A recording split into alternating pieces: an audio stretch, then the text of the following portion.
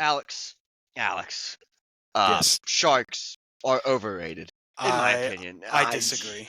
But you have to have an entire Shark Week. I mean, they're pretty cool. But Sharks are cool. there's three. Okay, so let's put it this way: you have three major not nature networks, but three major like networks, right? That all have like their own little Shark Week, and it's yes, they're cool. I like sharks too. As primitive as they are, they're amazing, and they've lasted forever. But a whole Shark Week? Why not Shark Day? Hey, they do Truck Month, so I think Shark Week is. I think you can get. Are you comparing Shark Week to Toyotathon? Not sponsored. But but sort of in the same. Yeah. Supposedly, yeah. Yeah. So yeah, you get. They always do the Truck Month ad. Yeah. So I think sharks can have a week. They're pretty cool. I mean, the vast majority of them are apex predators, or at least you're Predatory, at least. Yeah, you're second. They're typically tertiary predators. Not always. I wouldn't say always, because whale sharks and megamouse, which I think is not today. Oh, they are. We're covering all three today. Hey. Fun. But in case you couldn't tell, ladies, gentlemen, and all viewers of the show, today we are talking about sharks, specifically the superorder Galeomorphi. There's two superorders in the class Elasmobranchs. Yeah. So that's the class Chondrichthyes. Yes. Yes. So we're talking about Galeomorphi today. There's 4 orders we're going to be covering, but let's get started as we always start with our nature in the news. Alex, yes, sir. You found today's article. Yes, sir. So this is from the University of Baltimore County. Comes from Science Daily, and it talks about some research that they did that involves the natural regrowth of tropical forests. So we may have touched on a little bit in some past episodes about tropical deforestation. I'm sure we have in regard to some of our amazing species, how deforestation in the tropics is a pretty rampant issue that has destroyed a pretty significant amount of that ecosystem. But in the study, they figured out that it's a lot of areas. So this is 215 million hectares of land, which is an area that's a bit larger than the country of Mexico, to give an idea. In those humid tropical regions, that they do have the potential to naturally regrow. So it's something that in a lot of cases so far, we've tried to promote the regrowth by planting some of the native trees in those areas. It's just difficult because the tropical rainforest, the soil is actually very poor.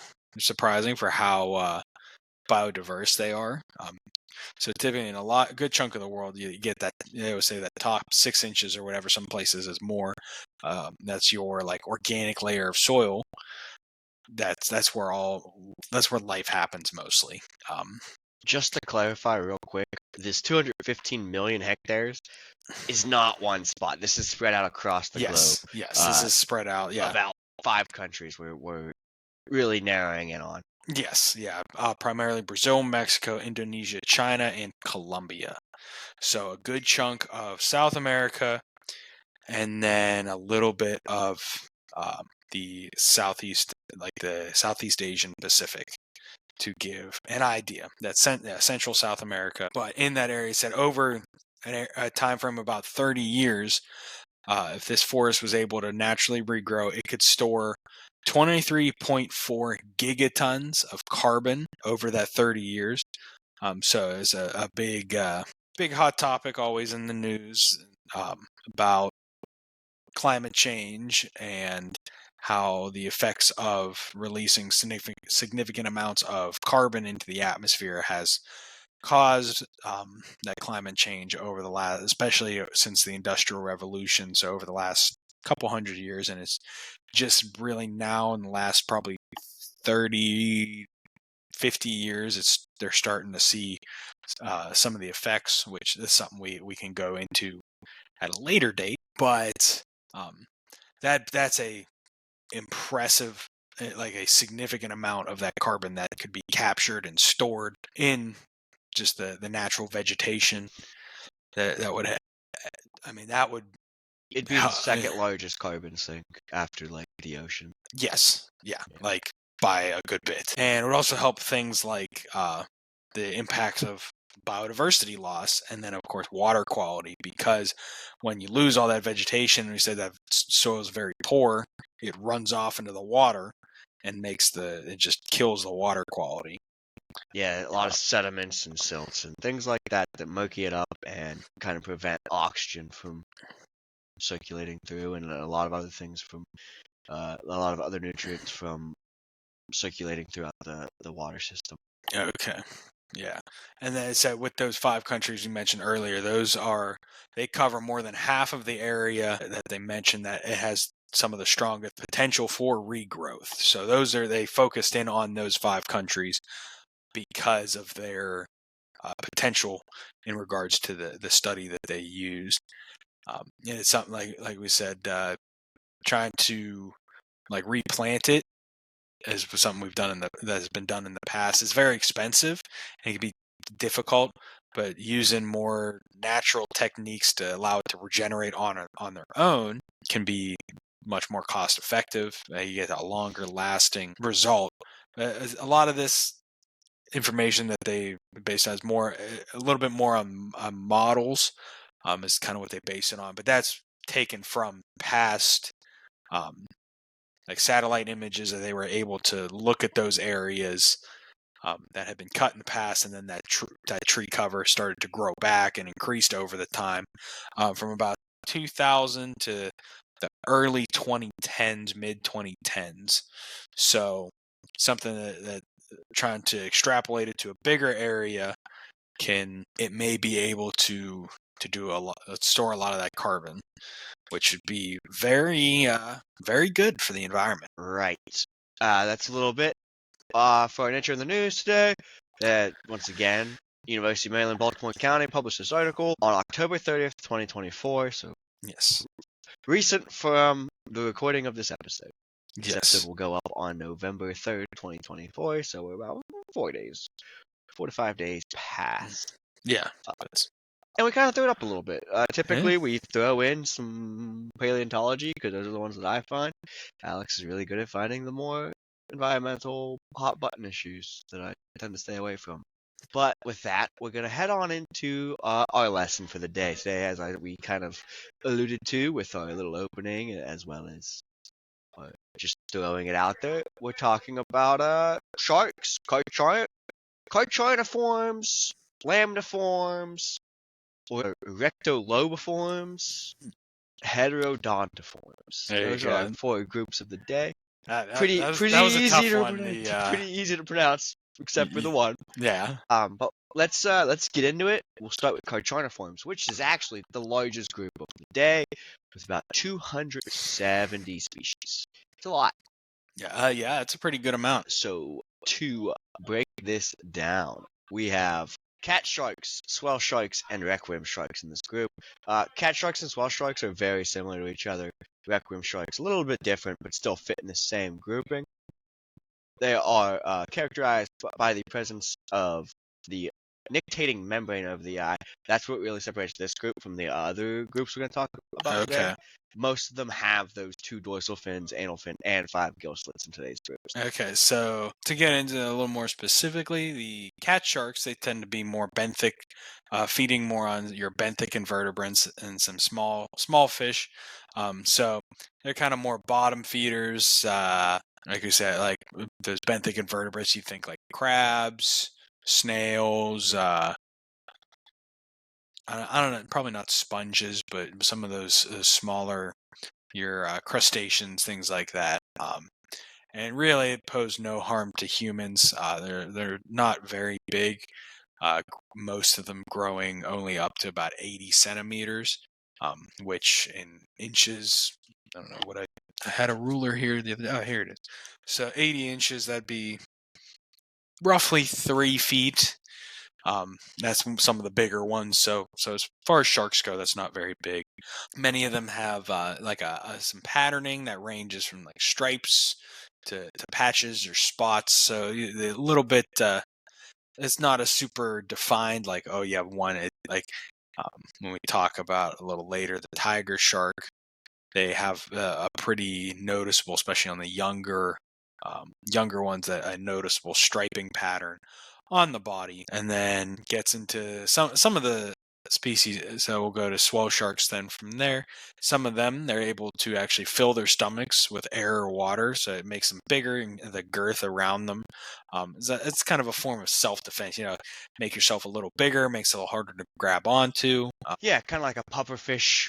We'll talk about them later down the line, a couple of weeks from now. But anytime you can get bigger, it's typically a good self-defense mechanism, even if you are a predator. Absolutely. There's really not a lot for the swell sharks. They're really a small group in comparison.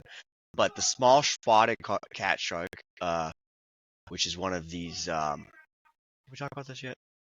I don't think that. Am I falling back? My bad. I apologize. They do like this weird habitat segregation where like the males will sit in like the seabed, like the flat seabeds, and the females will stay in the caves. It's weird. I don't understand why they do it. That's Weird. Weird. Yeah, I mean, that makes sense if you think about, because then if there's predators, they will predate on the males first.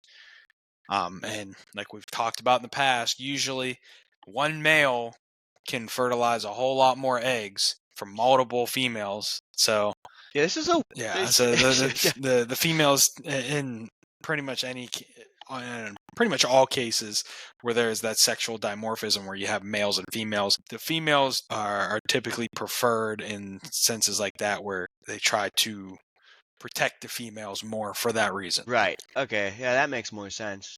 Another thing to note about these cat sharks and these swell sharks, they suck at swimming, which is hilarious for them being marine animals. So, a lot of times these sharks are migratory predators. They kind of follow the food. So if the food migrates, they migrate. Well, when you're a carpet shark and you suck at swimming, not a carpet shark, cat shark, and you suck at swimming, you don't move very far. You kind of stay in the same spot. And they kind of like hover from like the intertidal zones, so like 200 meters to about 2,000 meters. But really along the seafloor, they're not really littoral predators. They're just that kind of covers our which is quite a switch because then it gets to the requiem sharks. Yeah, well, they're still kind of benthic. Like the oceanic variations of like the white tip, black tip are kind of the outliers there. Okay. Well, yeah, because when we get here, like bull sharks, like lemon sharks stay around the bottom. Yeah. Bull sharks are even then they don't get too far. I mean, they're a little more open ocean, but not quite as much as like when we talk about the mackerel sharks. I'll let you talk about bull sharks later on in the episode, and you can tell me they're open ocean. Yeah, true. But for right now, there are 60 species of these requiem sharks throughout 11 genera. I didn't really get to mark these down too much, but they're really good hunters due to these kind of like torpedo-shaped bodies they have, and some continue to move all the time.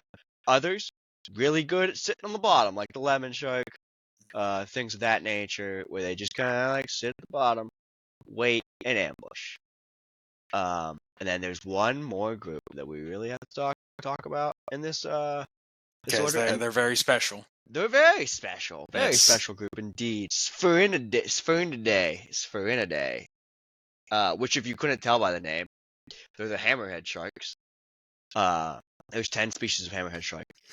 They're really cool. I've never ever seen a hammerhead shark. They are a very unique group. I'm going to assume that the viewers have seen one, but if they haven't, you should look at them. I will do my job of pulling up pictures. They have this wonderful thing called a cephalofoil. And what a cephalofoil does is it kind of like splits your eye. So like we're technically predators, even though we kind of moved away from that lifestyle as humans. Our eyes face forward. That's the typical predatory eye positioning is facing forward, so you can see the prey in front of you. There you go. There's a good picture of a hammerhead shark.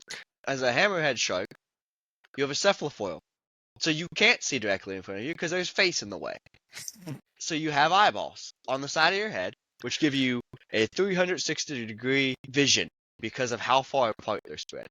So you can see above you and below you and around you, and it also helps makes it with very makes it very efficient for trying to find prey, except for that little bit right in the front. But that's why, if you've ever seen a video of them when they swim, they have a very pronounced back and forth head motion. Right. And the other thing that kind of helps with that little bit in the front is you have, help me out here, buddy. I forget that. I know what you're talking about. So they have. So this is something that's especially you see in a lot of the sharks and rays in like the rostrum nasal area, separate from the nose. They have like an organ that is electrosensitive. So Yes. that's how. So especially like hammerheads, it's very pronounced, and it's even better because of that cephalofoil, and that allows them to kind of sense like the movement, like if it of the I prey. found the name. What? Okay, I know it's something funky. What's the name? The ampullae of Lorenzini. Yes, I knew it was something goofy. It was exactly. It was something goofy, and I couldn't remember it. But yeah, they're a grouping of electroreceptors. They're present in a lot of the more primitive fish species. Pretty much everything.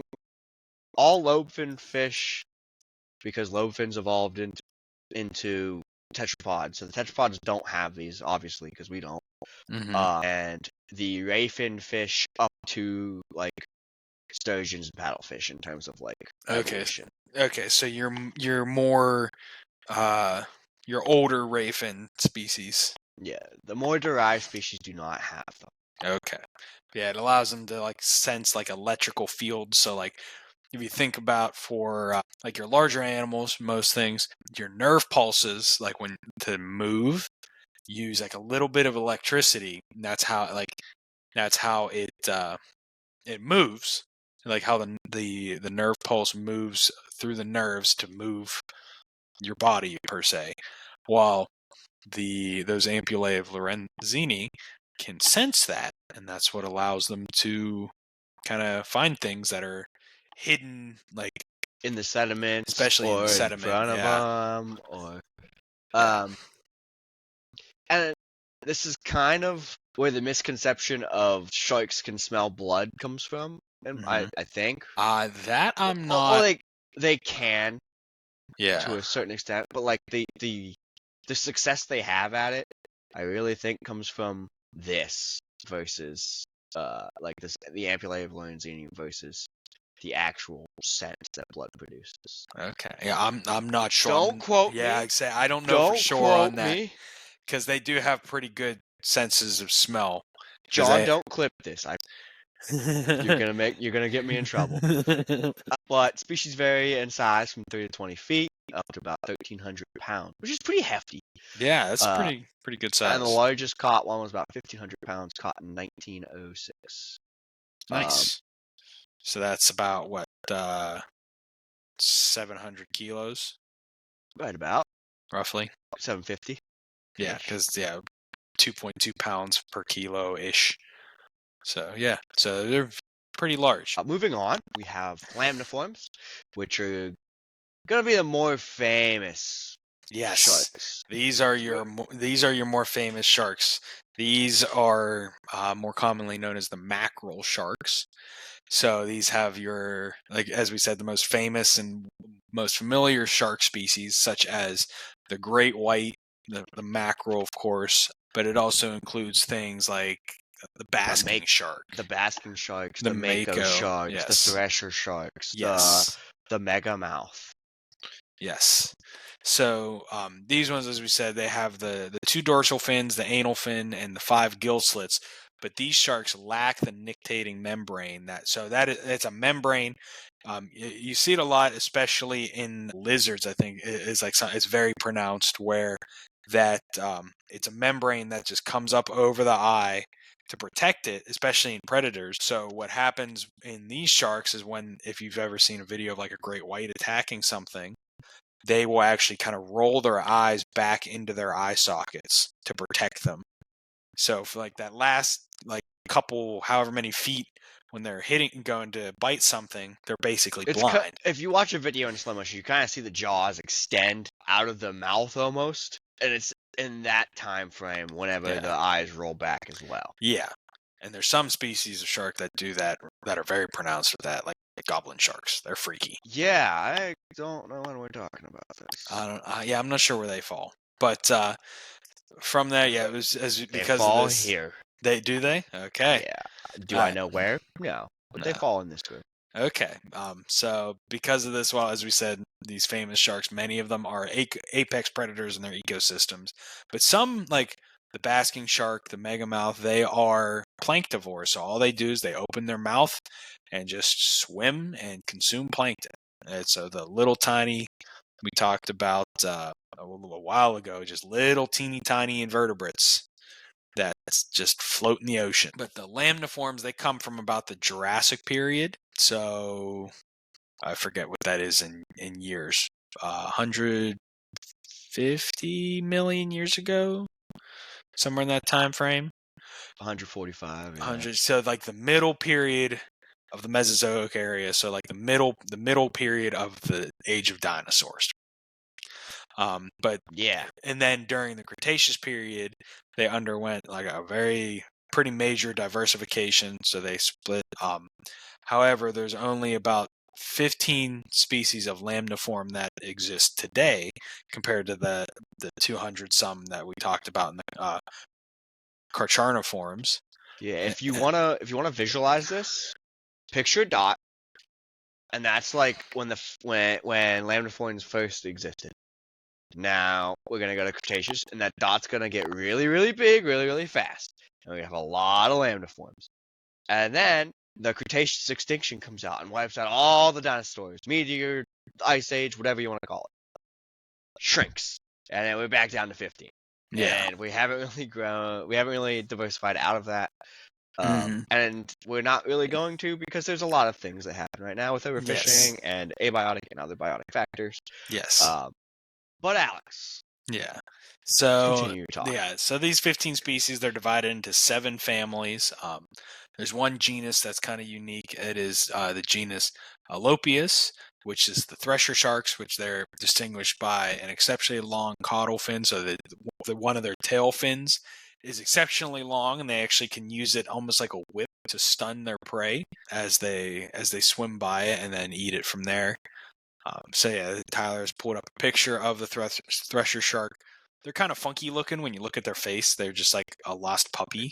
Yeah, it's really weird. It's like, here's little tiny shark. Here's really big tail. Yeah. Yeah, they're not very big compared to some of the other sharks in this order. Absolutely. Yeah. And then the other genus is... We got a couple to talk about. Yes, Cetorhinidae, which includes the basking shark, which is the second largest fish species, and it's one of the 3 planktonic's not the right word, planktivore species. So that one, it's got a roll, and it opens its mouth up real wide, but they don't really have teeth. Like people, they see something like that and they kind of get afraid, but all they have is like little nub teeth that it's just to keep the plankton from escaping their mouth is really all it does. This is the second largest fish, and they differ from the whale shark because the whale shark kind of has that really wide mouth. Yeah. That I believe is open 95% of the time, if not all the time. I believe so. This one closes its mouth and just opens it up whenever it wants to eat, filters out the plankton, pushes the water out through its gills or whatever, and moves on through its day. This mouth is not consistently open. Yeah, I believe the megamouth shark is similar to the basking shark. Yeah, they're both in the lamniform family. They're just 2 separate genuses. Yeah. And then the genus Carcharodon, that's where the great white lives, which is probably the most famous macro predator. It's really one of the only primary predators for things like seals and dolphins. So some of those large marine mammals. It's one of the few predators for those. Others being like orcas and humans are the biggest predators for a lot of them. Yeah. Do you want to talk about some other ones too? I didn't really get a chance to put them in the notes, but we can talk about them still. Yeah, pull them up real quick. So we got the Megamouth. Megamouth's Uh-huh. if you thought the basking shark looked weird, The Megamouth is real goofy. the Megamouth's goofy. I got Yeah. this picture here. Yeah. They tend to be deeper ocean. Yeah, they're more deep water species comparatively, but let me talk about them a little bit. I showed you guys the picture. Very distinctive. They kind of live off the coasts of the Pacific, Atlantic, and Indian Oceans. Primarily, more species have been spotted and caught off the coast of Japan and the Philippines, like in Asia. But they are like a worldwide species, technically speaking. Okay. Yes, and then the genus. I'm gonna butcher this. Please do. Mitsucarinidae. Well, that is actually pretty good. That is named in honor of the scientist who discovered. That makes sense. Yeah, or at least described it. This is the goblin shark. They're freaky. They are freaky. They are unique, is because we talked about sometimes with some of the other organisms in this order, when they go to bite down, like their jaw kind of moves forward a little bit. Well, the goblin sharks, it's like they can extend pretty far. They are actually specifically, the term they use is protrusible, which they really, so this is they are also deeper ocean. Yeah, so this whole area here protrudes out probably up to like the tip of the rostrum. Yeah, if not further. To engulf its prey, and then it kind of comes back. Yeah, so it's freaky looking, but that makes sense when you think of other deep sea predators. You need a way to keep things from running away, because when you don't run into a ton of prey all the time, you need to be able to get it quickly. Yeah, because it said here, open ocean. They can be near the surface, but they'll also be down to depths of about 4,300 feet, which is about 1,300 meters, which is pretty far down. Moving on, we have Odontospididae, which are the sand sharks, primarily the sand tiger shark. The tiger shark itself is actually in the Carcharna forms, I believe. Okay. With the bull shark in them, I think. I might be wrong. Or they're in a different group later on. I don't remember. I did these notes an hour ago, and I don't remember. Struggling. Yeah, it's been a long day. But they live in sandy shorelines. That's why they're called sand tiger sharks or sand sharks. And we find them mostly off like the coast of Australia, mostly in the eastern Pacific. They're very scary, and they have a large second dorsal fin. So a lot of these guys, the second dorsal fin is kind of like not absent or so derived as like non-existent. This one's basically the same size as the primary dorsal fin. They're about 10 feet long, and they're pretty brown in color to kind of blend in with the sandy floor for the things above it. That's common in sharks, especially the mackerel sharks, where the top side is like a bluish to blend in with like the ocean, and the bottom like that whitish color. Yeah, to blend in with like the sun beating down. So there you have it, camouflage. Yeah. Great. And then we have the crocodile shark. Never heard of this one before, but today, yeah, they're funky. They're still around, so they are still around. God bless you. Thank you. That was a very, very well timed mute there. Yeah, we did great there. Very weird. They are a specialized inhabitant of the mesopelagic zone, which is that twilight zone. So okay. They have worldwide and tropical waters, and they have a spindle-shaped body with a short head and a pointed snout. Okay. Dude, they got weird-looking teeth, brother. Yeah, they do. They got very long, kind of skinny teeth. Oh, yeah, gross looking. Yeah, they tend to live more in that like kind of tropical subtropical zone. A little further south in the Atlantic, I think, just because the Atlantic, the northern side of the Atlantic tends to be very cold. Yeah. But in the Pacific, they get further You north. can make it further down before you get cold. Yes. Yeah, that's gonna cover our extant species Yes. of lamniforms. So we'll move on into the carpet sharks. I'm not gonna try to pronounce the name again. I failed the first time. Not gonna try a second time. Erectolobiforms. We'll go with Yeah, that. Sure. erectolobiforms. Yeah, sure. These are the carpet sharks. So when you think of wobblegongs, Yes. that's the big one here that Wobblegongs. They're great. They're funky guys. Yes. I'm finding a picture. Don't you Yeah, worry. he's getting the picture. I'll go ahead and talk about him. There you Very, go. very diverse. Very, That is a shark. very widespread in terms of diet, shape, size, and habitat and habit themselves. They have spineless dorsal fins. Two of them, like all other sharks that we've covered so far. Kind of shorter mouth. So we've talked a lot about these like extensive mouths that kind of go from like one side of the face the whole way to the other side. This one's kind of like smaller. They don't really go past the eyes. And most of these species have some sort of barball, as you can see in the picture that Alex provided. Those little like leafy looking tendrils that come off the face around the chin. Those are the tendrils. They're used for like finding prey under the sediments. And the name carpet shark comes from these ornate patterns that you find on most species that look like really nice carpet. Yeah. Not to mention the fact that 90% of them live on the bottom of the seafloor. And they're relatively flat. Yeah. Okay.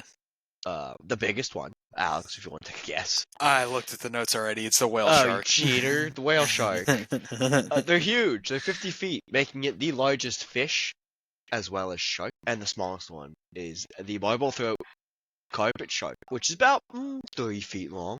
Okay. There's 43 species, between 13 genera and 7 families. Okay, so a little more than the lamniforms. Yeah, a little bit more, and it's like, I don't know, it's weird, because there's 7 families and 13 genera, so it's like almost, I don't know, I feel like there's a lot there. However, whoever was in charge of naming them that day. It's weird, because they're so different that you almost have to do this.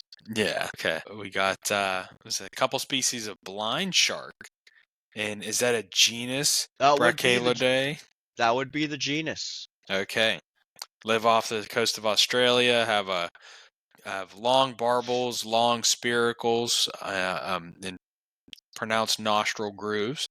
So the spiracles, I forget, are they help with respiration. Okay, yeah, so they're not sort of like nostrils, but yeah. Okay. And then but the nostril groove as well, so they're a little different, I suppose. I'm not up on my shark anatomy as well as I should be. It's been a while.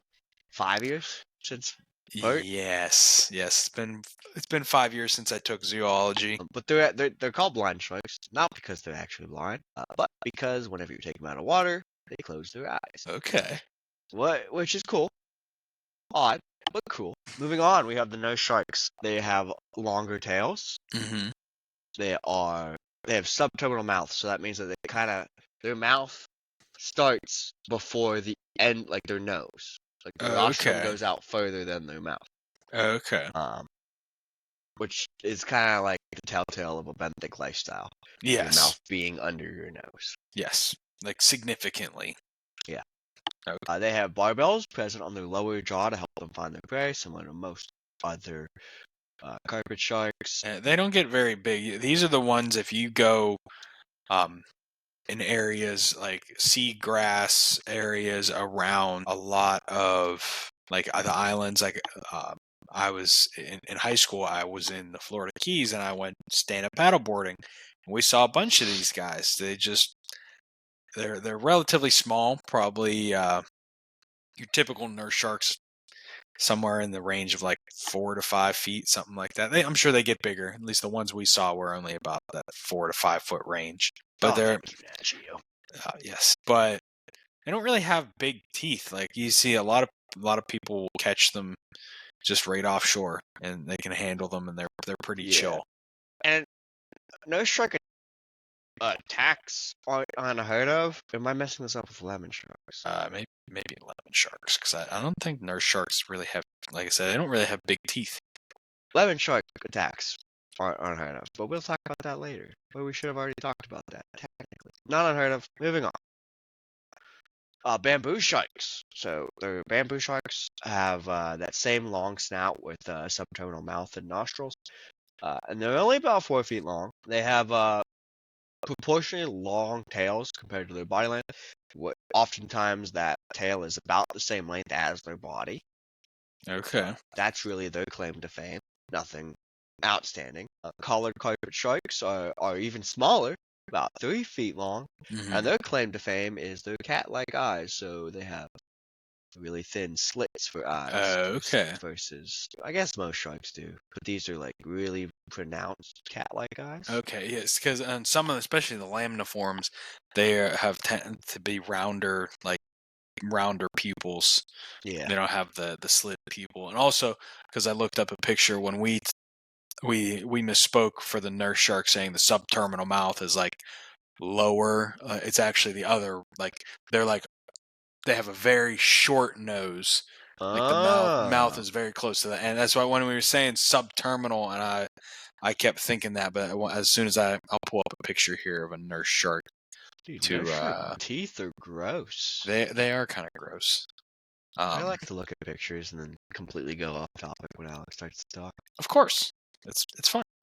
Well, I'll pull it up real quick, just so that way we can look at the picture there. You can see the mouth is very close to the end of the body. They have real short noses. So that is all. That's all I wanted to share. I wanted to make sure we were giving good information, to the best of our ability. We're gonna go from super small, 3 feet, to super big. Whale shark, only species in its genus. 40 feet long, 20 tons. Large. They are the biggest fish. Very slow as well. I mean, to be fair, plankton doesn't don't go move anywhere. very Yeah. Yeah. And they live in the open tropical oceans, up to 70 years for a lifespan. Nice. That's the longest lifespan of a shark. No, they live a long time, but I don't know where the Greenland shark falls. That one's got to be. There are Greenland sharks alive that are older than a lot of countries. Like almost 400 years like old. And I'm sure we'll talk about it next week because from what I've seen of Greenland sharks, they look more primitive. I believe so. They're more of the original shark species. But that's going to do it for our Erectolobiforms, our carpet sharks. We'll move on into our last grouping here. Greenland sharks are squaliforms. Awesome. So they are Elasmobranchs. Well, all sharks are Elasmobranchs. Yeah. As soon as I said that, I was like, wait a minute. Wrong. Yeah. Dumb. Me. Not the sharks. Sharks are cool. Yeah. Commonly called the gray sharks. They fit in a squalomorphy. Okay. We'll talk about them next week. But for now, we'll talk about our last group. The heterodontiforms. Alex, would you like to talk about these? Yeah. I will. So the heterodontiforms are known as the bullhead shark. They are relatively small, with the largest species reaching just over 5.5 feet. Most often bottom feeders in littoral zones, so less than 100 meters in those tropical and subtropical waters. So fairly shallow as far as the ocean goes. Can be found in the fossil record starting in the early Jurassic, around the same time most of the other shark species began to evolve, with the modern genus forming in the late Jurassic. So it's as far as the living species are concerned, they are fairly old. Yeah. That's still pretty old. A tapered body form with a lot of coloring and patterning. Actually, you kind of get gray and brown, but they also get to red. They can have spots and stripes. They do have very large heads, but they have small mouths, which is kind of funky. but being smaller, that kind of makes sense. But they have large nostrils and well-defined ridges above the eyes. So, what'd you do? That was the wrong. Wrong screen. Ooh, there you go. That's a little more like it. Goodness gracious. Two well-defined dorsal fins, as you can see in the picture that Tyler has pulled up for us. With and spines. they actually, and they have spines in the front of those dorsal fins, and as well as on the anal fin. So something we haven't really seen in the sharks. They do have a fairly large tail fin. They have a notch that kind of separates the two lobes of the tail fin, and then their teeth are differentiated with. They actually how some of the more evolved species, especially when you get to tetrapods, they all have grasping teeth more in the front, so like your thinner, more pointier teeth, and then they have more flattened teeth in the back, similar to how in humans you have your teeth in the front of your mouth that are more for biting, and then your teeth in the back are more for chewing, like and grinding. They use those flattened teeth to like crush shells, so it makes sense. They feed more on like gastropods and your mollusks and crustaceans. There was, however, a recorded shark attack by one of these. How? In 2011, a man was bitten by a Port Jackson shark, which is a species of Heterodontiform. form. It did not pierce the skin.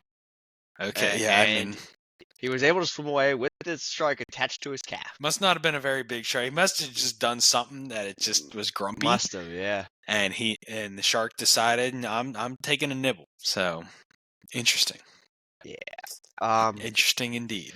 Really cool. So we forgot to talk about some reproductive strategies here. Oh yes, Most sharks are kind of unique. A lot of sharks are viviparous and give birth to live young. Yes, especially your Lamniforms. the lamniforms. Yes. Some Carcharniforms do. Yeah, Other mostly Carcharniforms. the requiem sharks in the Yes. Carcharniforms. Other Carcharniforms lay eggs, and these eggs develop in a case, and that case is called a mermaid's purse. Yes, it's one of your favorite marine things. Yes, they're great. They're cool. They're really. If you see one on the beach, take it home. Sort of. Make sure it's empty first. Oh yeah. If it's not, throw it back. Yeah. Please. Bullheads. Their mermaid purses look really cool. Okay. Oh yeah, that is really cool. It's like a Really funky spiral shape. Spiral shaped, yeah. Whereas a typical mermaid's purse, More just it's like a purse. It's pursed loosely. It's kind of like more like an envelope shape with sack. with like tendrils on either side. But they're not like super soft. They're kind of a real thick, leathery kind of. I found one. It's not great. This is actually a mermaid purse of a skate. We'll talk about those in a couple of weeks. But same concept. Yes. Egg goes in the middle here. They have string attached to it. I feel like that's just to help it in terms of internally in the shark. Probably. My guess. I'm not Yeah. I'm not a professional here, but that's typically the reproductive strategies is either viviparous or an egg casing that lays an egg. Do you have anything else to add? I do not. No, I mean, sharks are cool. Sharks are cool. They deserve a week. Well, they deserve a week, so we're giving them 2. Let's go. But we're not done yet. We have, our normal things. We got a couple more segments we love to talk about. I'll start. Yes, all right. One of my favorite ones. Yeah. We're gonna talk about the oceanic white-tip shark. Very cool. Very unique. They live worldwide. They're critically endangered. Very, very critically endangered. As you can tell, they live in the open ocean compared to their more common relatives, the black-tip reef shark and the white-tip reef shark. Yes, which live in reef areas. Yes. Once again, worldwide. They have a preference for surface water, but they have been reported at depths of about 1,000 meters. They have litters, not leaders, litters anywhere between 1 to 15 pups. That's a juvenile shark. They're called pups with a biennial reproductive cycle. So that's every 2 years. Or is it twice a year? No, that would be semi-annual. Okay. Right? I don't know, because I think it goes both ways. In all honesty, I feel like it's every 2 years. that always has confused me. I will not lie. They are both target catch and bycatch. So that means that they are caught for themselves, as well as just trawling nets that are there to scoop up whatever schooling fish, and this just gets caught in the bycatch there, and they just take it with them because there's no point in trying to fight a shark. Just take it home with you. Yeah, especially once they're caught, they tend to not be do in too great well. shape. Unless the regulations of the country forbid it. It was once the most abundant pelagic shark, but is now pretty rare. About a 98% reduction globally. Whew, that's a lot. Right. I mean, there's a reason it is critical. And over the past 3 generation lengths, so about the past 60 years, we're about an 80% shrinkage. Which is why we're critically endangered. Yeah, that's a lot very quickly. Yeah. So recent assessments are 2015, 2006, and 2000. It was vulnerable back in 2015. The last one, the most recent one is 2019 or 2018. 2019. Yeah. So it went from vulnerable to critically endangered. Which is, it's only 2 jumps, but like. I mean, that's still a lot. Like I said, still a pretty significant jump. Yes. I don't know if it's just the research from 2015 to 2018, whatever they did was better, and they just, as they looked at it, they probably realized that, hey, this is a lot worse than we thought it was, and it needs more protection. So they said it's caught, targeted, and bycatch. Shark fin soup. Shark fin soup is a very common thing. As well as the liver oil, because something we didn't talk about, sharks have very oily livers, which is why when you'll look at either when sharks die and become ocean fall, or like when things are like predating on sharks, that's like usually the first thing that they'll go for is the liver, because there's a lot of nutrients there. There was an article I read a couple months ago, and I think this was I think it was during our a break we had from the show. Okay. Where there were killer whales off the coast of Africa that were targeting sharks and just eating the livers. That makes sense. Because orcas are pricks. They are too smart for their own good. So there is a vessel mortality of 34%. That's just in Portugal. So I'm assuming that means that, I'm not sure what that terminology means, but my guess is that out of all the ships that catch these sharks, 34% of them are killed by the boat. Okay. That's my guess. And they're also like kind of like curious creatures, which just encourages them to get caught because they're like, oh, it's a net. Let's just see what this is about. Yeah, which is unfortunate because it just makes matters even worse. There is no in-place monitoring schemes. There is no in-place conservation site. And we don't really like. It's so worldwide that it probably exists in like some protected areas, but they're migratory and they're open ocean predators. So they're hard to protect as far as like. You can't say in areas. The entire ocean is a no-go zone. Yeah. I mean, they are specifically protected by international like trade and like management laws and things like that, but unfortunately not every country follows that. And even then, said bycatch is still a thing. Even if they get thrown back in the water, they don't always survive. They're super cool though. They are. They're very cool. And a lot of times when there's shipwrecks and there's no survivors, this is the dude. Rough. He's the one. That and like 6 kills are common because they'll be like, I haven't eaten in months because they live at the bottom of the ocean. Yeah. But we'll talk about that next week.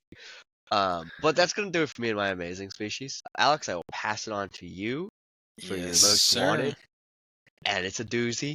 Yes. So my what happened to my? Okay, here it is. So my invasive species for this week, I did find a shark. Little difficult, but this one, it is one of the sharks we referenced today. It is the bull shark. Well, before you talk about your bull sharks, it's really hard to find an invasive shark because A, like 75% of them are endangered. True. And the bull B, shark is endangered as well. most of them are open ocean, so Yes. there's no invading the open ocean, and they're worldwide. Yes. So yeah, the bull shark, it is not invasive in the way that we have talked about being invasive so far on the show. What makes it somewhat invasive is the fact that they can tolerate, especially when they're younger, a whole range of environments. The bull sharks, which are marine animals, have been found hundreds of miles upriver, like in the Mississippi River in the United States. Uh, so, like, well into freshwater areas. They are large, reaching a maximum of about 3.5 meters and up to 317 kilograms. And they'll live about 20 to 30 years, right in that kind of 25 range. As well as since they are very tolerant of fresh water, they live in areas like bays, estuaries, but as well up into rivers and even into lakes in some cases. And they can tolerate, because that it was said, they can get very far upriver.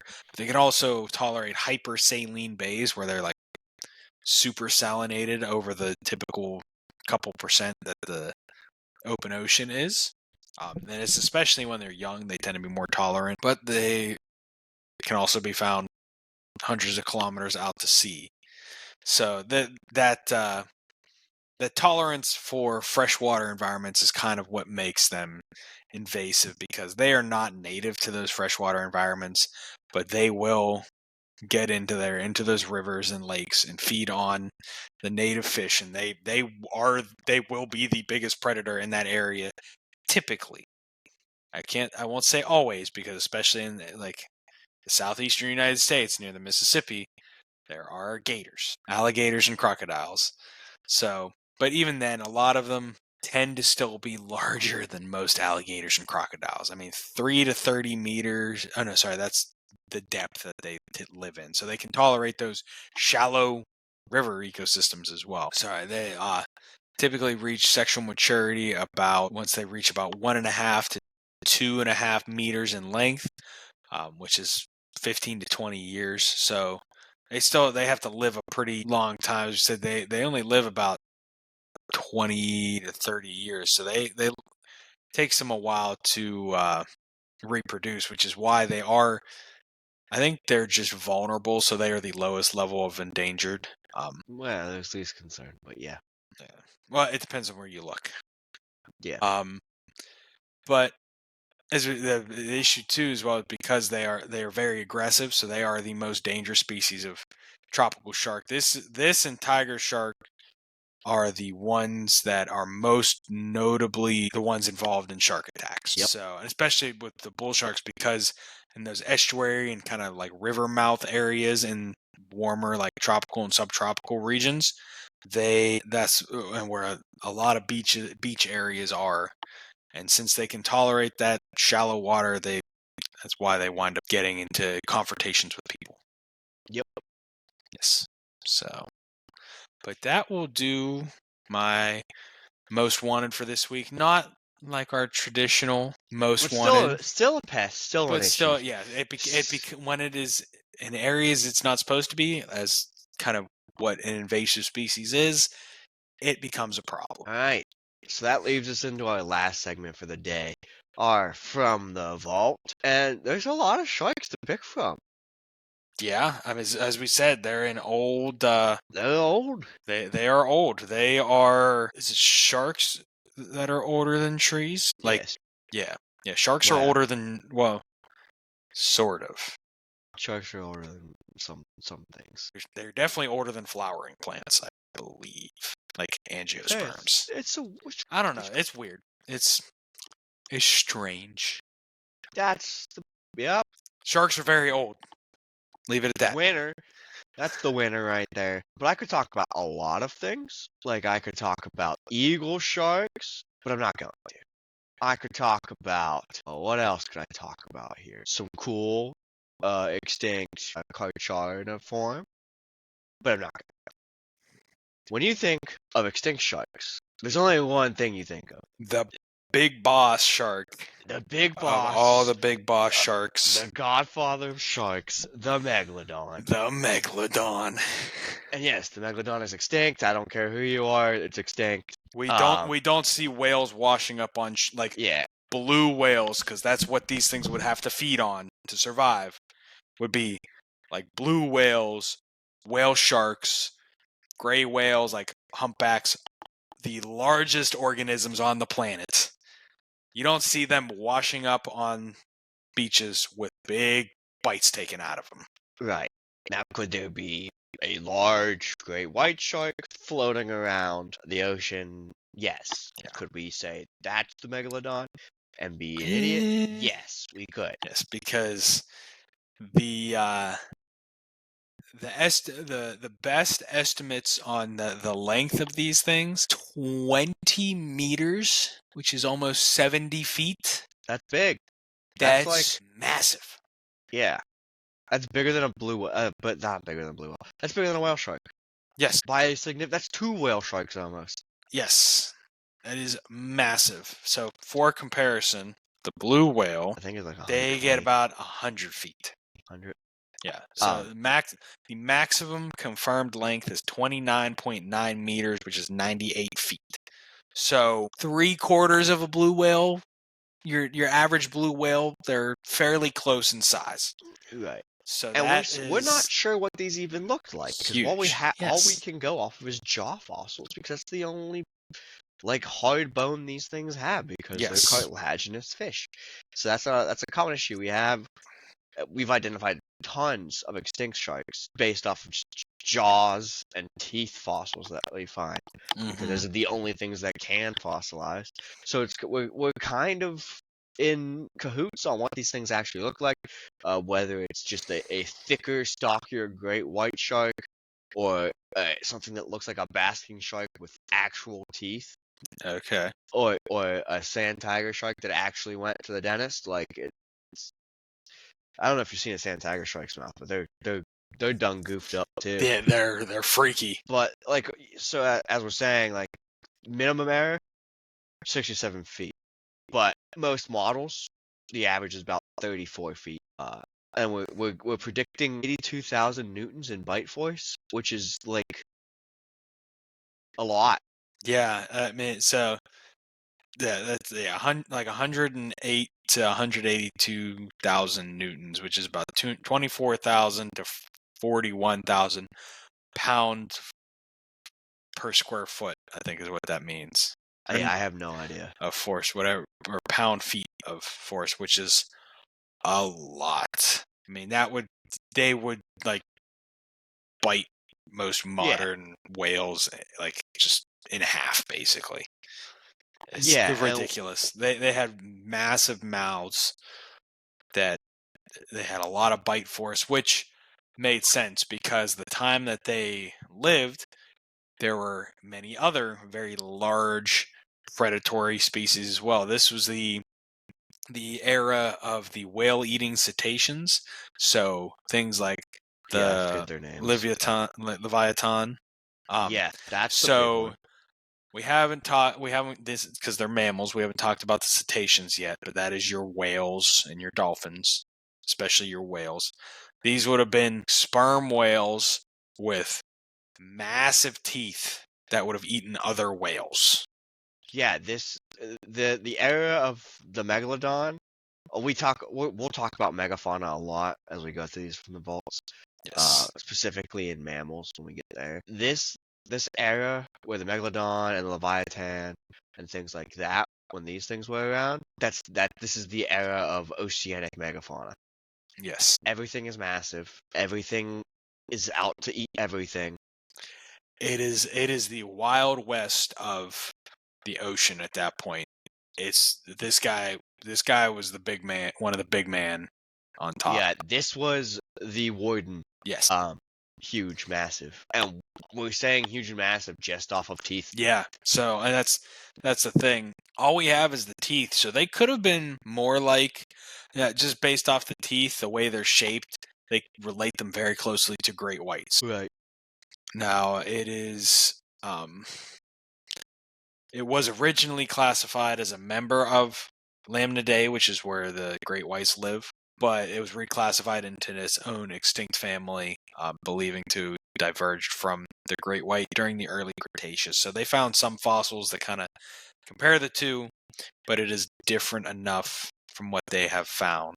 Yeah, it got moved from Lamnidae into Odontodidae in the genus Otodus. So we're talking specifically about Otodus megalodon. Okay. Which means big tooth, by the way. Yeah. If you've seen pictures of the jaws, they're big enough for like a dozen people to stand in. Yeah. And still be fully within the jaws. Yeah. It's a nice picture frame. They could chomp. Yeah, it's a nice family portrait frame. Yeah. Yeah, that's gonna do it for today's episode. We covered a lot today. Fam, four orders today. Not four families. As always, like the podcast on Spotify at Life the Complete Story. Give us a follow. Subscribe to the YouTube channel at Life the Complete Story. We got YouTube Shorts on there. They're really cool. Check them out. Give them a like. They're really clips from these episodes. So if you don't have the time to sit through an hour of me and Alex talking to each other, really great for getting some information into your day. Follow us on Instagram at Life Complete Story. Those same YouTube clips also make it to Instagram Reels, as well as a separate amazing species that I don't cover on the show. This past week was an iguana. Yes, correct? It was. Thank you, John. Appreciate it. Yes, Shout out. John is a friend of ours, and he's going to be kind of our social media guy going forward. So big shout out to John. He's going to be helping us get this stuff out to you guys, so that way you can keep learning, as we say at the end of the episode. We're not quite there yet, though. We got a little bit more, as we said. All the social medias, Instagram, Facebook, YouTube. Right. Facebook at Life the Complete Story. Yes. There you'll find article reviews, more in-depth article reviews as I find them, as I look. I will be posting article reviews for you to look at, read. Leave your opinions in the comments. I'll give mine. I'm sure Alex will give his. Yeah. Am I missing things here? Oh, send us an email at lifecompletestory@gmail.com. Let us know what you want to talk here. If you have an idea for a segment, something you think we missed, let us know. Follow us on TikTok. That's new. That's right. I forgot. We have a TikTok now. At Life Complete Story, I believe. Life Complete Story sounds right to me. I made the page. Same thing. TikTok, Instagram Reels, YouTube Shorts. All got on the same clips. Follow us on all three. That way you get triple the information. And maybe you forgot something the first time, you'll get it in the second time. But it helps us out a bunch for your feedback. You know, keep liking the post, keep following the page, share with your friends. Helps us out. But that's gonna do it for the both of us. As always. Yes, sir. Keep on learning. Learn something new. And love to hear from you guys. Absolutely. See you guys next week. Next week. Talking about sharks again. More sharks. Shark Week 2. Weeks. Shark Week 2. Electric Boogaloo. Have a good one, guys. Good night, everyone.